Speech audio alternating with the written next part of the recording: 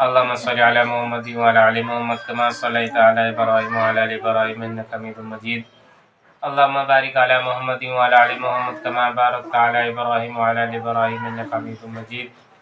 میرے محترم بزرگ دوستو، اللہ تعالیٰ تبارک و تعالیٰ سے دعا ہے اللہ سب کو اپنے حفظ و امان میں رکھے۔ امید ہے آپ لوگ بھی خیریت سے ہوں گے، اللہ کا شکر ہے میں بھی خیریت سے ہوں۔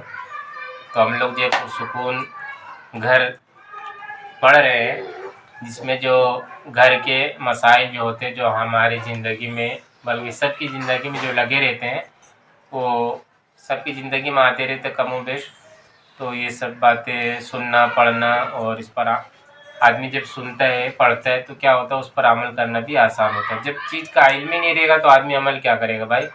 عمل کے لیے علم ہونا ضروری ہے، تبھی تو آدمی عمل کی کوشش کرے گا، اور عمل کی کوشش بھی کرے جب علم ہی نہیں ہے تو صحیح عمل نہیں ہو پائے گا۔ تو اس کے لیے صحیح علم ہونا عمل کے لیے ضروری ہے۔ بسم اللہ الرحمن الرحیم۔ شادی شوہر سے ہوتی ہے نہ کہ ساس سسر سے۔ حضرت نے فرمایا کہ شادی شوہر سے ہوتی ہے یا شوہر کے ماں باپ سے۔ حضرت کا مطلب کون؟ حضرت تھانوی رحمۃ اللہ علیہ۔ عورت شوہر کی خدمت کے لیے آئی ہے نہ کہ ساس سسر کی خدمت کے لیے۔ بعض لوگ زبردستی عورت سے ماں باپ کی خدمت کراتے ہیں، یہ ظلم اور ناجائز ہے۔ کون فرما رہا ہے؟ حضرت تھانوی رحمۃ اللہ علیہ فرما رہے ہیں، یہ اپنے نبی کا فرمان حدیث کا مفہوم ہے۔ اسی واسطے حکم ہے کہ شادی کے بعد علیحدہ رہنا چاہیے۔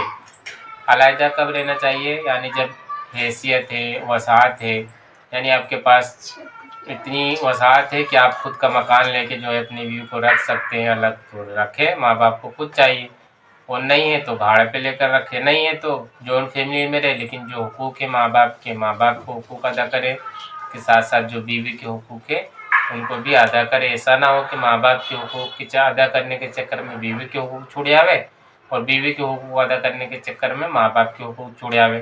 تو بھائی سب کا جو ہے درمیانی اعتبار سے سب کا حقوق ادا کرنے کی کوشش کرے۔ ساتھ رہنے میں بڑے فتنے ہوتے ہیں۔ صاحب باعثہ وغیرہ نے تصریح کی ہے کہ عورت اگر شوہر کے ماں باپ کے ساتھ رہنے پر راضی نہیں تو شوہر کو علیحدہ رہنے کا انتظام کرنا ضروری ہے۔ یہ جو صاحب بدائی وغیرہ ہے، جو انہوں نے سب فتوے دیے ہیں، مسئلے لکھے، ان حضرات نے کیا لکھا ہے کہ ضروری ہے شوہر کے لیے الگ مکان لے کر دیوے رہنے کے لیے۔ یہ کب ضروری؟ جب وسعت ہو، جب کوئی اور بات نہ ہو تو بھائی۔ اگر ہمارے گھر کا ماحول ہم خود جانتے ہیں، اگر ہم رہنا ضروری نہیں ہے، ساتھ میں رہنا ضروری تو ساتھ میں رکھے، تو باقی جو ہمارے قریب کے علماء ہیں، جو ہمارے مسجد کے علماء ہیں، جن کو ہم اپنی باتیں بتا سکتے ہیں، ان سے مسئلے مسائل پوچھے اپنے گھر کے، جو اسلامی طریقہ کیا ہے بھائی، یہ ہمارے گھر میں مسئلہ ہے، اس کا اسلامی حل کیا ہے، اس کا شریعت نے اس کا کیا حل بنایا ہے۔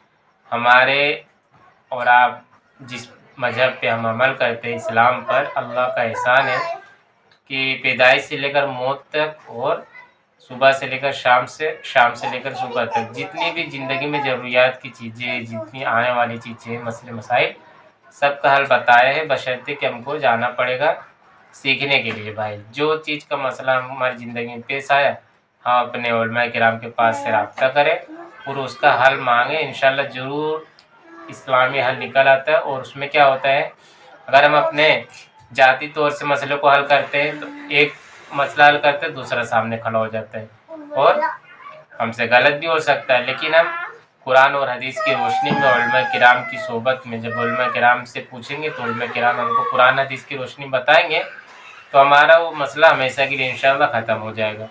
تو آپ لوگوں سے یہی گزارش ہے کہ جب بھی گھر میں کوئی مسئلہ پیش آئے تو شریعت کے حساب سے اس کو حل کرنے کی کوشش کریں۔ اللہ پاک ہم سب کو عمل کرنے کی توفیق عطا فرمائے۔ جزا اللہ عنا محمد ما هو صلی اللہ علیہ وسلم۔ سبحان ربک رب العزت عما یصفون وسلام علی المرسلین والحمد للہ رب العالمین۔